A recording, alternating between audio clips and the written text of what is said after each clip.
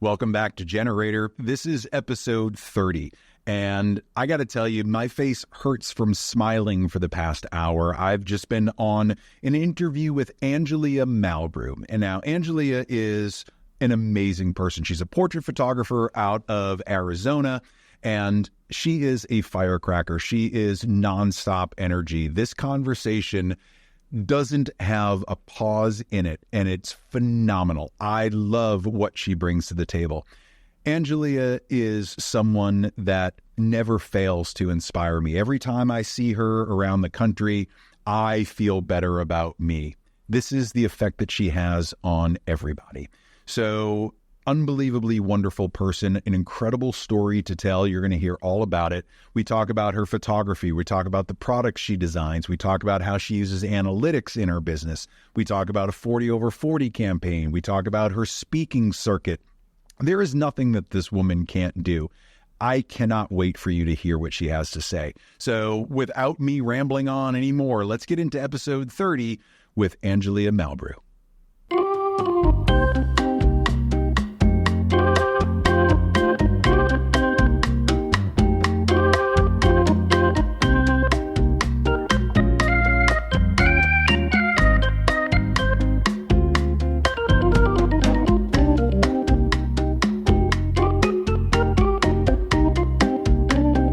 I've never known how to start any of these things. I always want to have like some sort of welcome or now joining us. I don't have any of that. Angelia, how are you, my friend? I am so good. I'm so honored to be here with you today. And I feel like we are about to take all the gloves off and we're just going to get down to the nitty gritty. I'm so excited to be here. How have you been in the past couple of weeks since I saw you last? Oh my gosh, I've been so busy. So it's been from WPPI to getting your request for the podcast to getting a request from Local First Arizona. Hey, Angelia, we want you on our speaking panel. I'm like, me? They was like, yeah, we want you. We love you. We want you to come. Went and did that. That turned into more opportunities and more speaking engagements. And I went to a conference or two in between.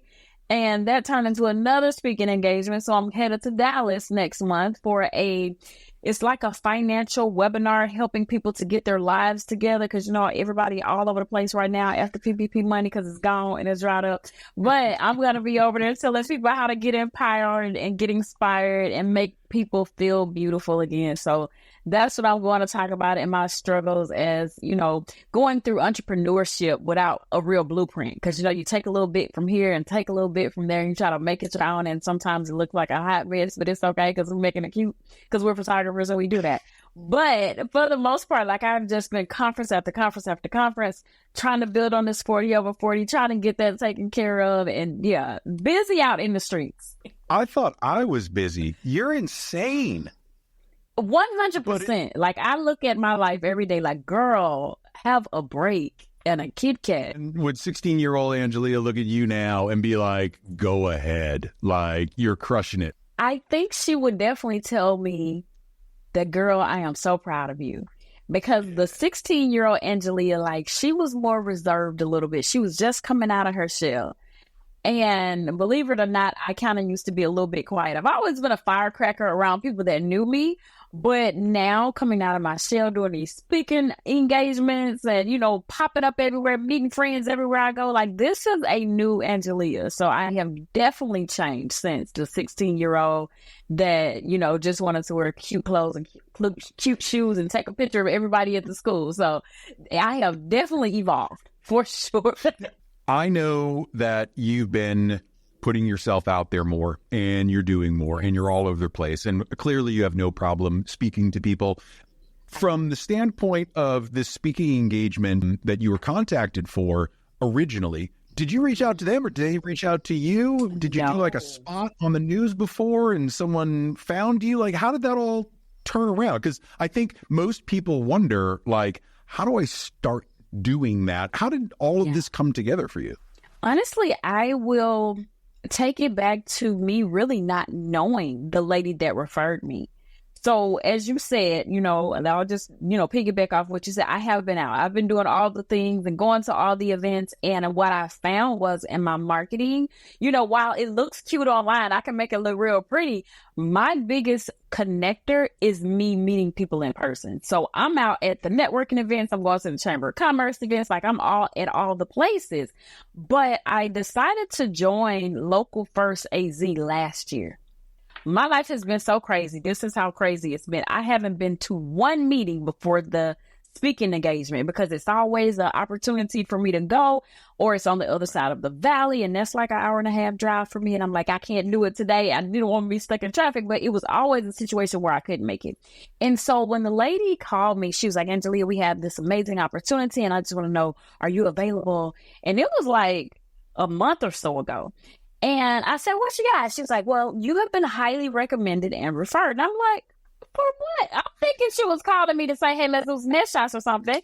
And she says, we love you. I went to your page and I was saying I need one more person that's dynamic, especially for Women's History Month. And she said, I went to your page and I was blown away. She said, I love everything about you. She said, you are very outgoing. You're very relatable. And I think you will be a great addition to the panel. And I'm like, okay. She said, you're so inspiring. Please tell me you can do it. And I said, let me check my calendar. I don't have nothing to do. I'm coming. And so I ended up taking the opportunity and I'm so glad I did. Like that was such a huge thing. Like granted, that was my first like panel speaking, but yes, back to what you were saying. I have been on TV before. I've been on AZ7 TV. I've been on Sonoran Living talking about, what I do, empowering women, talking about my 50 Shades of Beautiful campaign I had 2 years ago. So yes, I think a little bit of this, a little bit of that kind of led me to it. But I think for the most part, they were really checking with the community and people that were making an impact. Now you're out in Glendale, Arizona, right? Yeah, well, my office is in Scottsdale, but yeah, I'm all over the valley. I go out to Arizona about once a year, whether it's for a conference or for a magazine that I work for, whatever it is. And I'm starting to slowly get to know the area because it keeps calling me. Maybe I'll move out. I feel like you need to move. But I don't know. It's like going from the freezer into the frying pan. I think I need like a West Virginia. Honestly, I don't think you should go that far because we need you on this side. But I'm thinking maybe you could probably do like a Sedona or a Prescott or something like that, because that would, or Payson, that'll give you a best of both worlds. You'll still get the 4 seasons, the real 4 seasons, not hot and hotter. I definitely don't want you to go to Virginia. I don't think, All right. They don't Flagstaff or Prescott it is. Yeah. 100%. All right. So let's step back a little bit. So you're doing the speaking.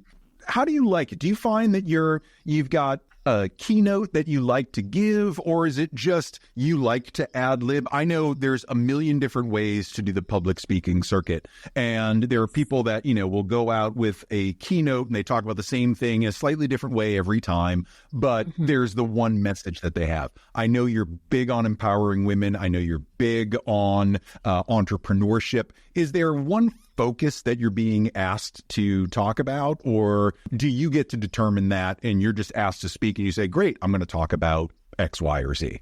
Yeah, well, it really depends on the platform. The Local First AZ, it was all about empowering women. And then little did I know it was going to be men in the audience too. So I actually had men to come up and tell me that they were inspired. So now we're going to add men to the checklist that I'm inspiring them too. So some people are sending me requests to say, hey, if you want to talk about X, Y, or Z, it's cool. Or you can bring your personality, bring yourself and talk about whatever comes up to you. But we want to do either empowerment or business. So it ends up being one or the other that I end up talking about. And a lot of times I am often led to share my story, which really inspires and empowers people about my stint with cancer. And so that really helps people to identify why it's so important for me to be so heavy on the empowerment, whether it's for men or for women. So I think once I start my story and then they start asking questions, it kind of just goes. And it's easy. Well, you got an open mic right here. Let's talk about your story a little bit. So let people get to know you. For those that don't know, I moved here to Arizona 13 years ago. And I moved here with 2 suitcases And I'm from Mississippi originally, and I never looked back. And once I got here, I started working for JP Morgan Chase, loved my job, and I felt something was wrong with me. I knew my body was off. I thought, hey, I'm extra tired. And hey, my skin is really dry. I'm losing my hair. What is going on? Because hair has always been like my love. Like it's been photography, then hair. Well, God, photography, and hair. Like those are my three things. And then going out having a good time with the friends that I meet online and stuff. But that has always been my thing. And so my body kept telling me, hey, something is wrong. Something is off. Went to 4 doctors and all of them turned me away, telling me different things. One of them said, oh, you're just tired because you are on a crazy shift at work. Like, okay, that doesn't sound right. Then the other one was like, oh, your skin is so dry because you just moved from Mississippi. So it's, humidity over there and you don't have any over here. So you just need to use a different lotion, Angelia, do better moisturize. I'm like, I'm slathering myself by now. And so I just consumed myself with so many different products and nothing was working. And I realized a lump in my neck and I was sitting there watching Dr. Oz, like immediately, like I found it maybe like a week before. And then I was watching. I love Dr. Oz. First of all, shout out to Dr. Oz, because I think had I not saw that video that day, I probably would not be sitting here because he urged me to go to the doctor. I was sitting there and you know how they get ready to go to commercial break and they're like, hey, this is a sign you may be having a thyroid problem. I'm like, let me see what Dr. Oz is talking about because this is my day off and I'm going to watch Dr. Oz. And so when he came back, he was like, are you experiencing any of these symptoms? It was everything that I had just told you. And my weight was up and down. I couldn't figure it out. Dr. Oz was like, go get a glass of water and stand in the mirror and you drink. He said, you look at your little Adam's apple. If it goes up and down really fast, you have a thyroid problem. If it goes up and down like that, you're good. 3 glasses of water in. I'm like, Dr. Oz don't know what he's talking about. He don't know what he's talking about. And so I wrote it off and I was like, next day, I'm like, let me go check it again. And then the next day I noticed my neck was a little bit more. So I was like, did I sleep wrong? What's going on? So I said, let me go to another doctor. This one, I'm going to do a biopsy. Like, I'm not going to take any chances. Worst pain I've ever had in my life. The biopsy was worse than the cancer. Went through all of that. And he comes back and says, nope, it's inconclusive. And I said, you don't have an answer at all? And he said, well, we have to do it again. I said, you're a liar. And so is the devil. And we're not doing this. And so I was like, forget this crap. I'm out. I left and I immediately, and this is crazy thinking about it, I went and found a surgeon. I was like, I don't know what this is on my neck, but I'm not taking any chances. Went and found, thank God for Dr. Theodore Haley. I have to give props out to him because he sat me down like I was his little sister. He said, Angelia, something is definitely wrong. He stood behind me, did the test on my neck. He said, something is wrong. I'm not going to play with your life. Let's go ahead and get you on my calendar. Now, let me give you a timeline of how quickly this happened. This was a Wednesday. He had me on his schedule and it was for Monday morning. I didn't have time to get scared. I had to prepare. And you know me, I'm always trying to be optimistic about everything. Oh, it's going to be great. Went in there and he came the next morning and was like, Angelia, I'm so sorry. He sat on the bed and he said, it's cancer. And I'm like, what? And so he said it had spread to your lymph nodes in your neck, your entire thyroid, and you had a 6.9 centimeter goiter on your neck. You couldn't really see it because it was pushing up against your esophagus. He was like, were you having a problem eating or drinking? And I said, only drinking water. I only got choked up drinking water. And I knew something was off with that because I didn't drink sodas or anything like that. I'm new to Arizona. They say hydrate. We got a gallon of water at all times. And so went through that and immediately I had to figure out, where do I want to go get my treatment? He was like, because I don't want to leave it to chance. Because, you know, when you open up the body, the cancer spreads. The cancer had spread to 3 spots in my chest that weren't there before. That's how fast it spread. Now I have no lymph nodes, no thyroid. So I'll be on thyroid medication for the rest of my life to kind of regulate my numbers and stuff. And it's literally like a lifeline. And so I had to decide at that moment, where did I want to go? Ironwood, Mayo Clinic, or Cancer Treatment Center. I went with the most recognizable name at that time for me, Cancer Treatment Center. Went there and they were phenomenal. I had the most amazing team of doctors. Well, everyone except the head doctor, he was a miss, but I had 12 doctors and they did everything they could do. And I was like, I did a Felicia Reed and I had cancer in 2014. So this is like my 10th year in remission. And I told them, I don't want your support groups. I don't want your little knit hats. I am good. And they were like, oh, Angelia, you need a support group. I said, we're not going to talk about cancer. We're just not. I don't want it. I'm going home. Thank you very much. Let me get my limo ride to the house. And so they took me in a limo because a lot of times I was so weak. I couldn't drive.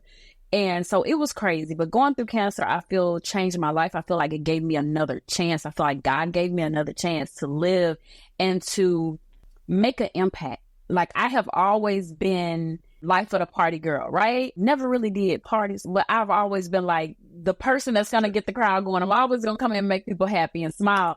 But I feel like because this almost took my voice, it was just that crazy for me. And it's like, now I have another opportunity, a second chance at life. So absolutely, I'm going to be at all the things you're going to be at. We're going to have a good time and I'm going to see the people. So that's where I'm at now. I'm all about empowering, educating people and letting them know if your body is telling you something, if you feel off in any way, like, I don't care what it is, like, go get it checked out. And if they keep telling you no, go to another doctor, because sometimes people, I'm not going to say all doctors, but some doctors, they will write you off and let you and say, hey, this is not what you're feeling. And unfortunately, that happened to me. And that happens to a lot of people nowadays because, there's so many symptoms, so much going on, and they got these fly-by-night doctors and they want to get you in and get you out really quick. But get a doctor that understands and sits down to listen to you. It'll make a tremendous difference in your life. It's an amazing story that you have, right? And it's one that, unfortunately, as I get a little bit older, I'm hearing more and more. The thing that has always separated folks for me has always been mindset. The mindset of I'm going to advocate for myself, or I'm not going to give in to the negative. This isn't the end of my life. Those are the people that are like, whatever comes my way, I'm going to deal with it. I'm going to move past it. And I'm going to have another, 20, 30, 40, 50 years ahead of me. Exactly. The people that succumb to the negativity, I find, have a much, much harder time with treatment, with recovery, with whatever comes their way. So there's something to be said a lot for the metaphysical. I am not a man of faith. I know you are. I'm sure that must have really helped quite a bit in putting, all your faith on the table and saying, listen, you and me are in this for the long haul. Like, help me through this. Absolutely. It's the advocating for yourself, which is the big part. When I was younger, this probably goes back about 10 or 12 years anyway, I was going through very similar things. Fatigue, I was run down, mood swings like this, weight gain up and down, all over the place. Like, it was just, I couldn't figure it out. And I would go to doctor after doctor after doctor, and they're like, nope, you're fine. Your testosterone's in the right range. All your blood work looks fine. After 10 years of that, and a divorce and severe depression and all the things that go along with it, I finally found a doctor that listened and said, all right, let's take a look at this. And she's like, oh, you've got Hashimoto's disease. Your thyroid's way out of whack. And your testosterone doesn't exist in your body. So let's fix those things. But it wasn't until I just kept going saying, you may have the medical degrees, I know my body. I know what feels right and doesn't feel right. And so working until I found someone that wasn't just telling me what I wanted to hear, but said, hey, look, they were looking at this number and they couldn't tell you what was going on because you have to look at these three numbers together. Exactly. So I'm super glad that you just kept pushing and just kept pushing and just kept pushing to, find the thing that you knew something was off, but you had to find out what it was. And I'm so glad that you went and did that. Because this version of you, which is the only version I know, is spectacular. Thank you. I love it. So thinking about what you're doing now, thinking about your empowerment and your speaking, and I want to stick with speaking and the content and all that, because I see you as such a natural networker and a natural connector. when you sit down and you're like, I want to write this, or I want to put content out, or one of the 9,000 things that you say you do, where are you drawing your inspiration from? Oh, it's two parts. So I would have to say, one, being the change that I needed to see. I've had a camera in my hand since I was 14 years old. Let's just start there. I always knew I wanted to be a photographer. If I go get my senior book right now, you'll see the first thing I see, a photographer, second thing, cosmetologist. You know, I love some good hair. But I wanted to do something that I didn't see in the industry. And so I feel like I am led. I feel like that's my purpose here on earth, is to inspire and help other people.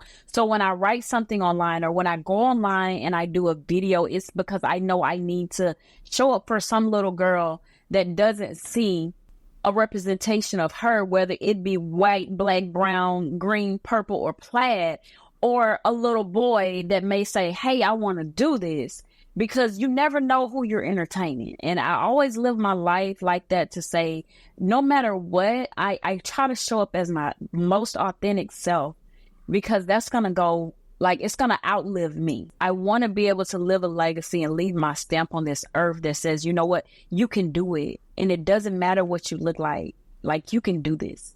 Because, like, I'm just a little girl from Mississippi, from a little dusty country road, you know, Mississippi, like the same little town as Oprah Winfrey. And so to be able to see Oprah and Whitney Houston and all of these people, like, they inspired me as a kid to just keep going. And to see and hear people tell me now as adults, like, Angelia, you inspire me.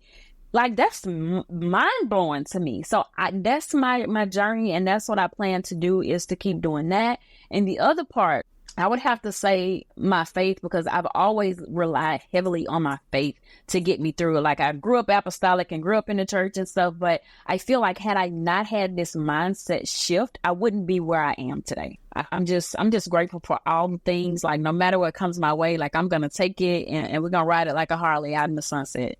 It comes across in everything that you do. And, you know, your colleague there talked about your website, and I was looking at it earlier, and yeah, everything about it. One, it's a gorgeous looking website. Two, like, your personality jumps off the page in everything, in the copy, in the images, in the portfolio images of your clients, where they're just absolutely gorgeous. And you can tell that there is trust, that there is empowerment, that people feel awesome in front of you. And not a lot of photographers nail that, right? So agreed. There's a lot of photographers that can take beautiful pictures, but I'm a big believer in the connection part. And one thing that is repeated over and over in your work, and I want to talk to you about the 40 over 40 project. And is it 40 over 40 or are you in 50 over 50? Where are you? I'm doing 40 over 40 this year. We're still going to welcome all the 50 plus, but I definitely want to focus on the 40 over 40 this year, for sure. It's such a demographic that is underserved. And, you know, you get to this point in your life where you're not feeling all that great about yourself and you want that little bit of renewal. I know that there are other photographers that do this campaign, but I want to talk about you and how you approach it a little bit differently, because you've gotten some great notoriety for it. So what is it that your clients are seeing, or how are you doing it differently that is causing such, you know, causing you to get noticed so much? Honestly, I will have to say, depending on where I go. So if we're doing something on social media, like, I'll have people to slide in my DMs, or if I go to an event and I literally pull out my work or pull out my magazine and I show people what I do and I tell them why I started doing the 40 over 40, which is a great story. I turned 40 2 years ago, but I'm still 25. And I decided that year that I wanted to do something that was impactful. Like, I was like, I want to do something big for my 40th, but I don't want to have a party and invite all of these people and spend all of this money on food, and for people that don't appreciate, love, and value me. Because, you know, sometimes you get a lot of people that want to come to the party, but, like, where are they when you're going through life? And I was like, I want to do something different. And so I said, let me hop on this 40 over 40 train. I want to make it my own. 40 was very significant for me because a lot of people don't know. The people that don't know me personally, I lost my dad when I was 18. He tragically got murdered. And that was the day of my prom, and he never lived to see 40. So he passed away at 39. And when I turned 40, I was like, God, I made it. Like, that was a milestone for me, because I had just got through cancer at this point. And I'm like, man, if I have this opportunity to do half the things he did by 39, I'm headed to 40. Like, I want to make an impact on other people's lives. And so I decided that's what I want to do. And from that moment on, when I did the first consultation call and told that story, I knew then that empowerment was my space, because everything in me like leaped. My entire soul just like got excited. And I'm like, I need to do this for other people. And that's why this is so important to me. Whether I book another client that's 39 and a half or not, like I want to be able to empower women that don't always get the limelight. Like, I don't want the people that are on TV all the time. I want the people that, you know, they're holding down the household for the kids, and they're doing all of this stuff. They're taking care of the mom. And because, you know, our generation, we're taking care of moms at this point. If you're still blessed to have your mom. And a lot of people, they don't get the notoriety. They don't get the light. They don't get the love that they need. And for me, it's always been about love. Like, I will love on somebody all day long, because that's just my personality. That's the way I was raised. It's to treat people right and do people right, because you never know what battle somebody else is facing. And so I always wanted to be that change. And for me, that's just everything. If I could do this for the rest of my life, like, that's what I want to do. Have you noticed any common threads between the women that are coming? Like, for example, and I talk about this almost every podcast because I love the concept so much. Mitzi Starkweather does raw portraits. And the trend was people were coming in and they didn't want hair and makeup. They didn't want fancy clothes. And it was all about just raw emotion, right? So she said, let me turn this into something. For you with the 40 over 40, I'm wondering, are there trends in the types of women that you see coming through? Meaning they're generally feeling bad about themselves, or they've never done a photo shoot before, or, you know, has there been a trend, a similar thread that weaves through all of them that you can pull out and say, yeah, this is pretty much every client that comes to me has this thing going on? Is there anything like that, or is it random? Absolutely. Absolutely. It's two things, actually. It's one, a lot of women haven't done anything for themselves in a while, and they just need something. They don't know what that something is, but when they step in front of my camera, they're like, yeah, this is it. And then when they begin to cry, oh, that's it. I know I got them. That's it. That's it. And the second thing is good crying, right? It's good crying. It's always good crying. Like, they are so happy about the way they see themselves because they haven't done anything in a while. And maybe they put on some weight and they didn't feel beautiful before. Or they'll say, I want to wait till I lose this weight. What we doing to lose this weight? And then they'll start laughing. And I'll say, girl, just come on. We'll change the lens out. We'll be fine. And they end up loving what we create. So that's everything for me. And the second thing is they see other women that do it. And I tell them there is no perfect time. The perfect time is now. And so me telling them that, and I think with me being able to connect with people and meet them, and I hate this phrase because people say it all the time, but I used to say it's so stupid. But now I'm finding myself using it more. Like, I meet people where they are. That is so stupid. I hate it so much. But like, for me, I'm doing what our mentor Sue has always told us. Like, you go talk to the person in the room that nobody is talking to. So when I meet a lot of these women, like, society has even ignored them. And so when I talk to them and I say, hey, let's have a conversation, like, they are so open to that because nobody is having a conversation with them. Like, I want to talk to the janitor. I want to talk to them because those people are the ones that need it the most. They're taking care of everybody. But people rarely stop and have a conversation with them. Like, those people have the most amazing stories. And some of them are there on a second or third job because they're trying to take care of family, because God knows everything is so expensive right now. And so I want to talk to that person that nobody is paying attention to. So that's where I go with my little thing. The most interesting stories, the most engaged that I am, is when I talk to the person that's serving me food.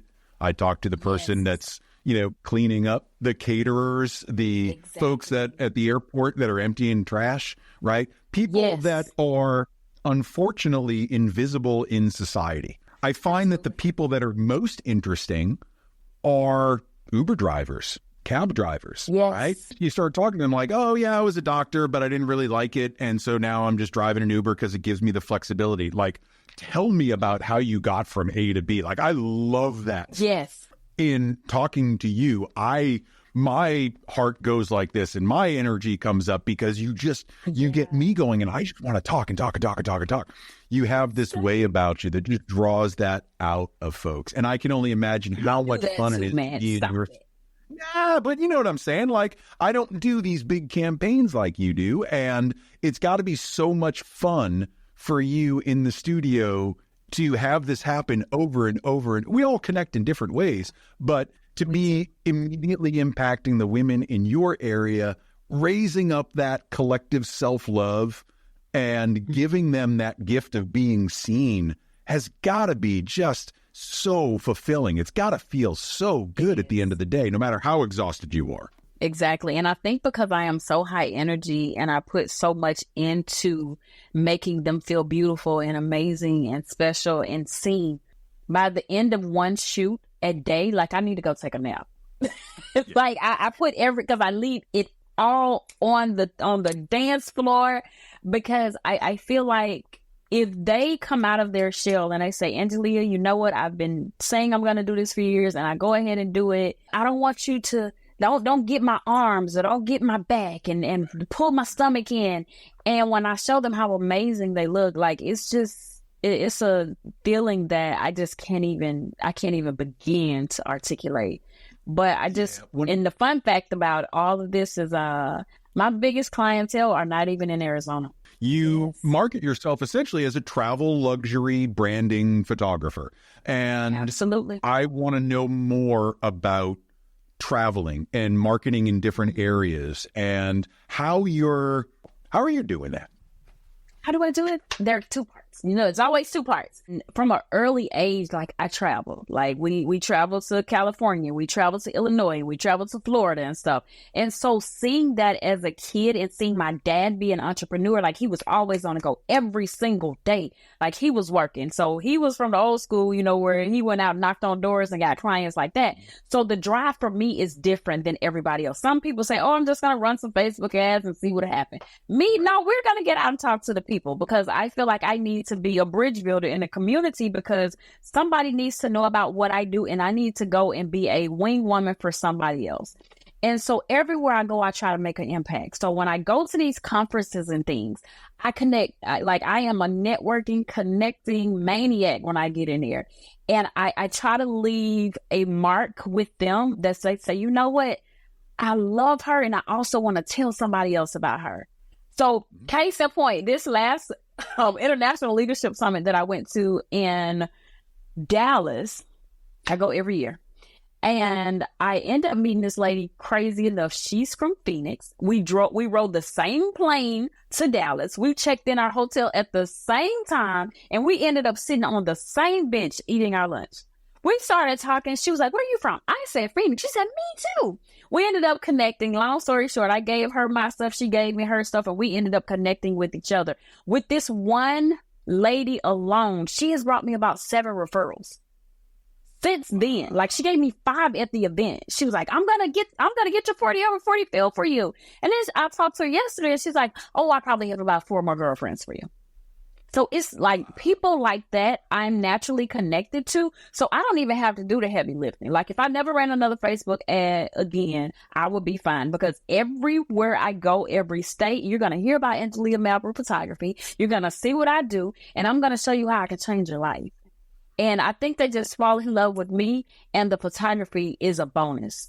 Yeah. I think that's what it is. For those of us that approach photography from a point of connection, from a point of human interest and curiosity and wanting to help, rather than treating it like retail, which is perfectly fine. But I think we both look for something deeper in what we do for our work. I think when we get into that mode, we're in that connection mode. We want to filter out people that are just looking for, this type of photography, or I just need one quick headshot. Well, I can turn your one quick headshot into an hour session like that just by having a conversation. And I love the fact that no matter where you go, you're connecting, you're networking. I've seen it in action. You're a force to be reckoned with. And I mean, it's how we started. Yeah, it's how we started our relationship. Is like we just started talking, and it was that immediate, oh my God, I need to know this woman, like immediately. Mm-hmm. So as you travel around, are there places that you go pretty consistently, California, New York, Texas, that you're starting to build parts of your business there? And, you can count on that business year over year. Like, let's say around that conference, you do 10 people in Dallas, or how does it work for you? Or do you just travel wherever people want you, you're there? It works like this. When they contact me and they say, Angelia, I need you, me and my glam squad, we're on the way. Because I feel like if you went out of your way to reach over all of these photographers in your state, city, town, everything, like, I'm on the way. And I'm going to come and I'm going to show up dynamic. And so when I go to these different conferences, they're always in a different space. Like when I went to Charleston, like I met some amazing people there. We did photo shoots there. And I tell people, hey, I'm going to be XYZ, or I'll do a tour or something like that. But every year is always a different place. And even if I only just focused on that conference alone, like the amount of people that I connect with is just astronomical. Like if you could see my blink right now, I have so many people in that list I need to call back. Like I've been calling people since I came back, and then I'll get another person to text me and go say, hey, you remember me?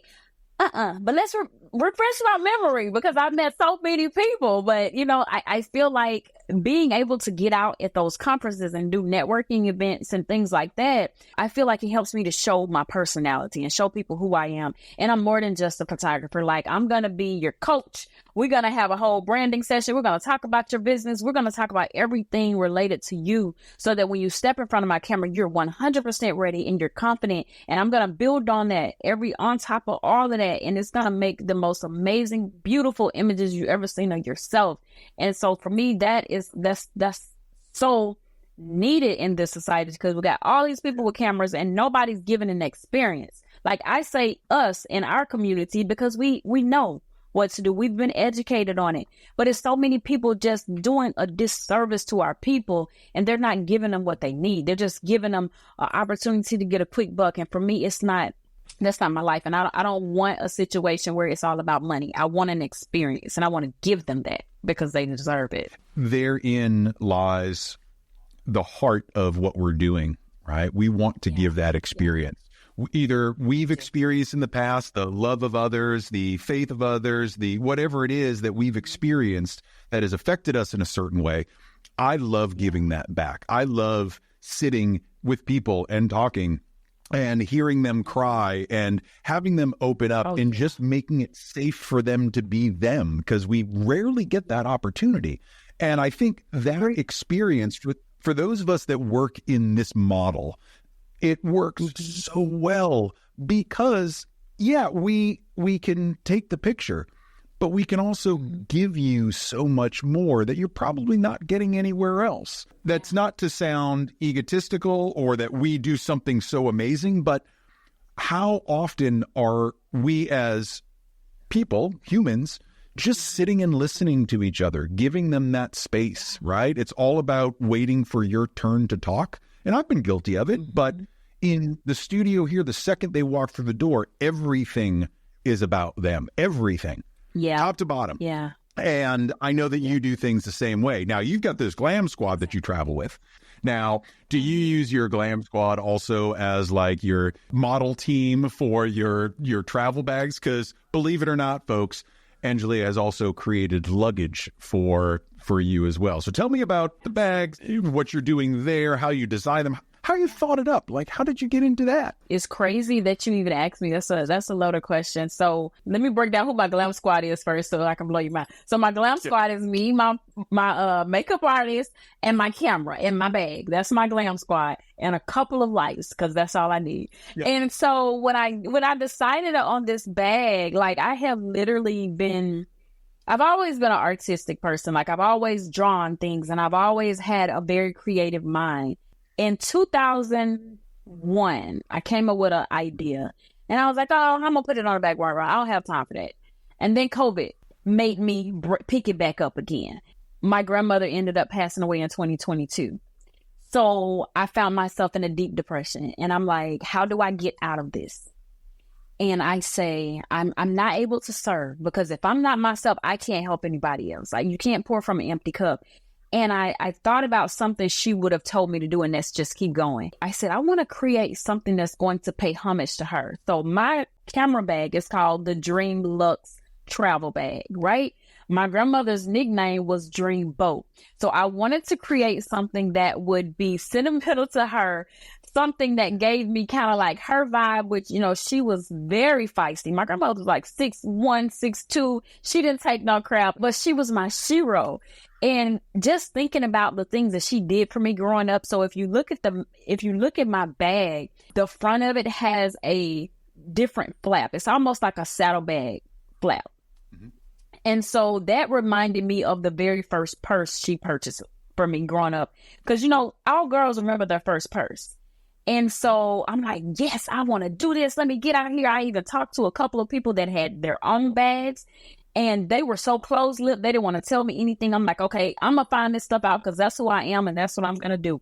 Ended up going to Portrait Masters. What was that? 2022.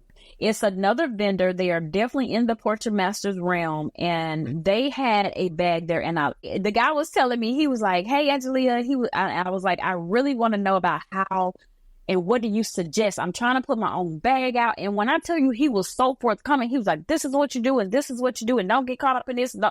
He literally gave me the blueprint. And I had already been talking to designers and things like that. And he was like, he gave me the little things that I needed that I didn't know that I needed. And he was like, I'm so proud of you. He was like, if the designer was here, he would have gave you more information, but I'm going to tell you everything I know. So I'm forever grateful for him. I just hit the ground running. I'm like, let's go ahead and do prototypes. So the prototype, it was bigger. And I'm like, oh, it's too nice to be thrown around under the airport. In an airport, let's do a carry-on. So I decided let's downsize, do a carry-on, but make it still nice and make it still something that people can use deep enough to put multiple camera bodies in, multiple lenses, and also the tripod. I said, I want a water bottle holder and I want straps. So if you don't want to pull it, you can actually put it on your back. So the straps are hidden. So I thought about everything. A screen to keep your stuff from falling out when you open your bag. So I thought about it all. And when I did that, I was like, this is amazing. And then stuff started getting slower and slower with my vendor because one, it was Chinese holiday, and two, the pandemic was throwing everything back. I was like, oh God. What do I do? So I ended up having to put it on pause. But after going to Portrait Masters and WPPI this year, I had so many people like, Angelia, I want that bag. I want to buy that bag. Tell me how I can get it. And I'm like, head on back to my website because we're doing pre-sales again now. And we can have your bag to you in the next couple of weeks. So doing that bag is significant to me, and it's definitely a part of my history. It reminds me every day to keep going, even when it's rough, even when it's tough. Like, I can do this. And so that's my little story behind my bag. It was wonderful because I saw you pulling it, and I knew you had gone around. I knew you had developed the bag, and I hadn't seen it. And it's my first time seeing you in a while. And I was like, oh, is this it? And yeah, it's badass. Like, it really is very, very well thought out. And so I'm super glad that, you're doing the pre-sales again and that people can check that out because I'm super excited to see where this goes because I can feel your passion behind it when you were talking about it. I want to see nothing but success for anybody that feels passionate about anything. We both have this passion for creation and content, and we're learning and we're creating and we're making videos and we're making websites and we're making bags, for God's sakes, and we're doing all these things and podcasts and things. You have a podcast going as well, and you put one more thing on your to-do list. On your Instagram feed, you had something about the podcast about using analytics in content. Yes. Talk to me about that, because all my nerd senses lit up. And I was like, I didn't know she was talking about this. Talk to me. What is this? I haven't seen anybody using analytics and content and talking about it. So talk to me about this. No, and I'll be honest with you. Like, I worked in the financial industry for quite some time. Like, I worked for JP Morgan Chase and I worked for American Express. But one thing that has always stood out to me are numbers and the way things. I hate economics. I hate math. But when it comes to analytics and looking at how things work and the breakdown of those, like, that's all of me. Like, I guess I get that from my dad because he used to tear stuff up and see if he could put it back together. I do that too. Crazy. But for me, seeing the way things work in the back end has always been something that drove me because I need to see how it works. And if I can see how it works, I can make it better. And so I got so immersed in analytics and stuff when I worked for JP Morgan Chase because I was a business analyst for them.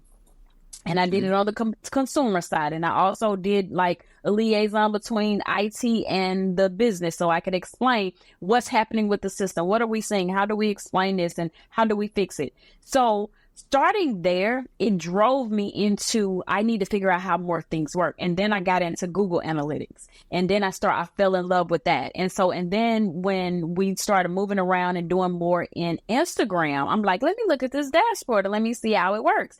And so a lot of people, I think they fail with posting at the right time and making sure they're putting the right content out because they're not looking at their analytics. Like, your people, your audience are always, unless you got some kind of crazy audience that people just pop in every now and then, a bunch of cousins or stuff, your people are going to tell you what they want to see. And if you just really hone into what is making the most buzz, like, it will blow your business up. It'll blow your career up if you're using social media for that. But being able to look at your numbers will make a significant improvement in your life and in your business and the way you handle business, because it'll keep you from throwing a lot of time and spaghetti at the wall to see what works. Go look at your history, because history and data doesn't lie. And so I get passionate about analytics. Like, I get real serious because project management was my thing. And I always have an agenda and a strategy for every single thing in my life. We have a very similar past, you and I. And really? Looking at analytics and number. Well, I was a project manager. I was a business architect for a large computer company. Oh, yeah. I love it too. That's why my nerd senses went off. I had a conversation earlier today about social media and the game that we have with sponsors, where sponsors for certain photographers, it doesn't matter the industry, right? Athletes, photographers, it's all the same game. That sponsors look at numbers of followers, right? And it's such a red herring. It's such a false flag to look at a follower count rather than engagement, right? And I talk to Johnny Edward about this all the time. The normal engagement rate is what? Somewhere around 1 or 2% on post, right? That's what you can expect. And when you have an engagement rate of over 5 or 8%, you are crushing it. And that doesn't matter if you have 100 followers or 10,000. If you're getting that level of engagement, you're doing something right. You can look at some of these huge accounts and they have 200,000 followers, but there's only 1,000 likes on their post. You're like, you've got nothing in terms of engagement. Nothing. So it's those analytics that give you insight to how am I really doing? It's not what people think. You have to dig deeper. So what are your go-to things that you look at when you're determining, is this working or not? You know what? And I'll look at it the way, and I'll go to Instagram because I want to tell you exactly. I look at it the way it shows on Instagram, right? So the biggest thing I look at are shares and saves. So if people are saving this content, is key. If they're sharing it, like they like you enough to tell somebody else, that's really good. I don't care about the likes. Show me what these people are doing. How many times did my stuff get shared? How many times did it get saved? Because that means it was so valuable to them that they're ready to come back and like it again or come back and share it again. That means they're going to follow. 9 times out of 10, most of the people that are sharing and saving it, they're going to come back and they're going to be like your evangelist when it comes to sharing and saving your stuff. And I feel like that drives up more engagement because you don't know who that person is sharing it with. And so it just becomes a cycle. And I look at that the most. While I do like likes, but it's the comments. And what are people saying to you in your inbox? Like, are they communicating with you? Are you leaving enough cliffhanger that people say, hey, I want this, tell me more? Or are they just scrolling by? Because, we scroll the Eiffel Tower every day on social media. If you're making enough impact, they're going to stop and have a conversation with you, or they're going to pick up the phone and call you, or they're going to look in your bio and figure out 1,000 times how many times they can figure out where you are. So I've seen that. Like, I was looking at my dashboard today, and I'm like, just today, 3 people looked at my location, my map. So they are really, they're engaged, and they're trying to figure out more about who is Angelia. As you dig into Google Analytics, what do you think the biggest mistake is that is it that they don't use Google Analytics? Or is that because it's a beast, right? It's massive. It is. I mean, you can really lose your mind getting into Google Analytics. What's your favorite go-to in there? What are you looking at? Is it page impressions? Is it unique visitors? Is it, time on your page? Is it, conversions? Where are you when you dive into your Google Analytics dashboard? What are you looking at? I actually had it up because I was looking at it this morning, oddly enough. The biggest thing I look at, like, I'm going to look at my traffic, but I'm also looking at what are the pages that people are visiting the most? How long are they staying? What are they clicking on? Are they staying long enough to make a educated decision? Where are they going after that? Because I also sometimes use Hotjar to see where are people leaving. Because, like, I really get deep in that thing. Yes, let me see where people are. What are they clicking on? Where are they leaving? Like, where am I losing their interest if it's a low engagement month? Like, did I put a new image up that people aren't resonating with? Or did I use some different keywords that drew people there, but that's not really what they wanted? So I think it's really important to be honest with yourself and with your audience and really showcase what you want to be known for, what you want to let them know that you can do for them, and also leave enough information so that not only Google can crawl, but when you put your website and your stuff out there, make sure you're using alt text and things like that so that it can draw people back to you. I love my analytics, but I admittedly don't spend enough time in it on a consistent basis. I'll do it like once a month, twice a month, but I'm an SEO geek, and I will check my SEO all the time, right? And I've got all my little bag of tricks, and I do all my things that part of it I want to keep to myself. Part I want to spread the word just so people get help. But you had mentioned Hotjar earlier, and I really wanted to jump on that for a second. So for people that don't know, Hotjar is an application that you can install that is going to give you what's called a heat map on your website. And it shows you where people are clicking. And if it's, a place that they're clicking a lot, it'll show up as red. If it's just like, cooler and it's not as trafficked, it'll be blue. So it gives you a good indication on your website how the structure works, and is the content converting the way that you want? Are the buttons that you're putting in place, are people actually clicking on it, or are they clicking on a picture, right? So it's a great way to understand your visitors. The second part of that is you had mentioned how long they're staying on your page and bounce rate, right? So bounce rate, if you're seeing like a 90% bounce rate, people are coming onto your page and they're jumping off. If you can get that down to 70% or something like that, now you've got people that are sticking around longer. That's where you look at the page. Where are they going? Where are they coming into? Where are they Are they jumping to your pricing page, your gallery, your portfolio, like your contact page? Where are they going?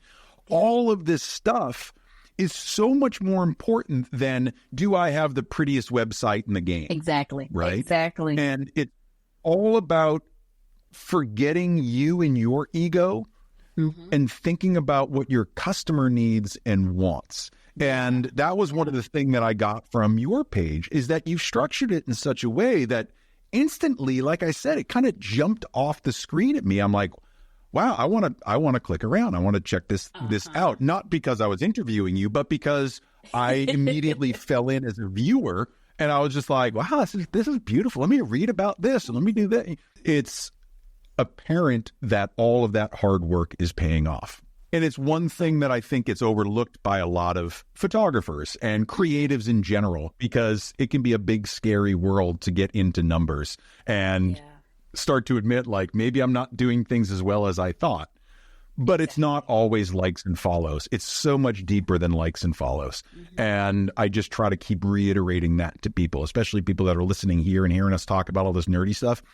It's not about likes and follows. So that podcast, is that something that you're doing regularly, or is that just the topic of one episode? I saw it and I didn't go down that rabbit hole too far, but it was one. That was one episode. Yeah, I'm on YouTube at youtube.com/Angelia Malbrew Photography. Honestly, that's my handle everywhere except TikTok, and that's Angelia Malbrew Photo or something crazy like that. But I'm getting ready to get rid of TikTok. We don't know where it's going. I'm not going to try to force too many people to go over there and hang out because my TikTok is trash. But on my YouTube channel, I try to do one every single Friday. Now, when I went to the convention the other day, I missed that Friday. So I'll be uploading that one today, and we'll have another one on this coming Friday. So every Friday, I'm going to try to keep it interesting, having a new topic, because there's so much I want to talk about, so much I want to share. And I feel like a lot of people, their businesses are not failing because they're bad people. Their businesses are failing because they have a lack of information and education on things. And so I feel like I was put here to educate and help and train people and tell people the things to do.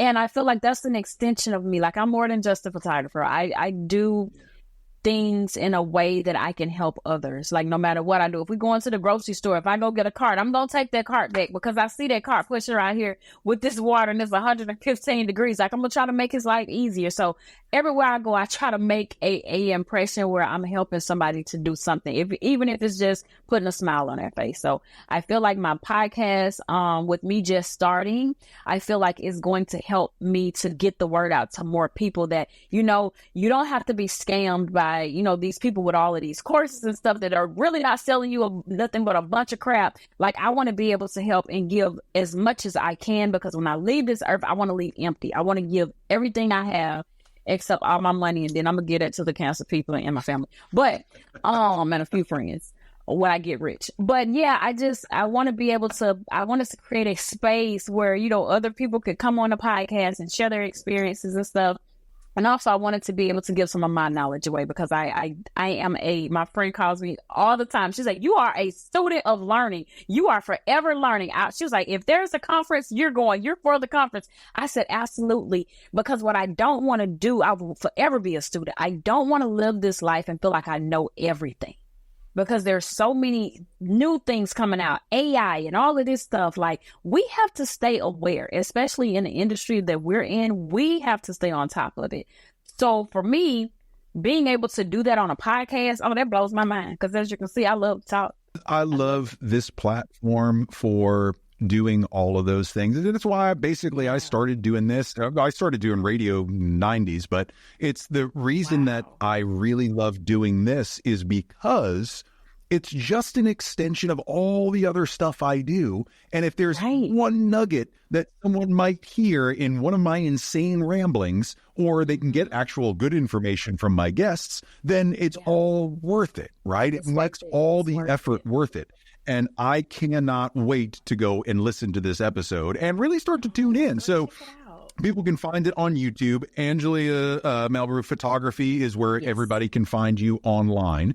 Is there anything else coming up that you have? I'm afraid to ask, because you've got so many things going on. You're going to be like, oh yeah, and by the way, I'm building houses for the homeless in Bolivia. Like, I have no idea. It's funny you said that. I didn't set my far distance. I really want to build homes. And it's funny you said, I really want to build homes for single moms that, you know, are escaping like domestic violence and stuff. Like, seriously, that's something that's near and dear to my heart, because it's a lot of women, they don't have any outlet. And I want to build a safe space for them. Just like I provide for my clients at the studio, I want to provide a safe space for them. So fun, laughing, but very serious. The biggest thing I have coming up right now, I'm working on a retreat, and this retreat is going to be open, because I'm all about inclusion. I don't want to exclude anybody, but I want to do it for people that have gone through a lot. I want to do it for people that feel that life has so much to offer, but they're bogged down with everything that's going on in life. Like, I want to create like a rebuild, let's restore, let's renew our lives retreat.